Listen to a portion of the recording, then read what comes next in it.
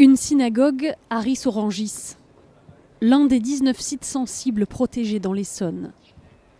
Pour assurer une protection 24 heures sur 24, 19 patrouilles de police supplémentaires ont été déployées dans le département. Des heures debout, dans le froid, un gilet pare-balles de 12 kilos sur le dos. Devant les caméras, ces policiers assurent que tout va bien, notamment grâce aux relèves.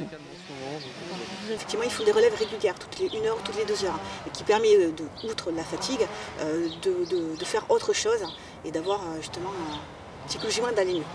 C'est un rythme qui est difficile à tenir, c'est un effort que nous faisons, mais je le rappelle, Vigipirate, alerte attentat, c'est la mesure la plus haute en matière de dispositif antiterroriste, c'est un dispositif historique, et tant que nos autorités de tutelle et de gouvernement ont décidé de le faire, nous le ferons sur l'Essonne comme ailleurs. Pourtant, hors micro, de nombreux policiers confient leur lassitude. Les repos compensateurs suspendus, les stages et les formations annulées, y compris les entraînements au tir. Toutes ces heures supplémentaires qui s'accumulent sans jamais être récupérées. On a un stock d'heures supplémentaires dans la police nationale qui avoisine les 19 millions d'heures supplémentaires.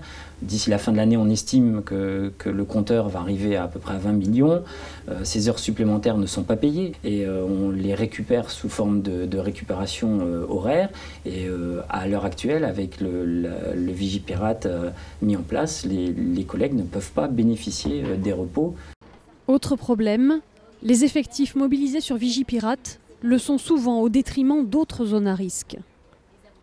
Vous prenez par exemple le dossier Sivens, bien évidemment qu'on y met moins d'effectifs sur Sivens pour justement réalimenter le plan Vigipirate attentat sur le bassin parisien par exemple.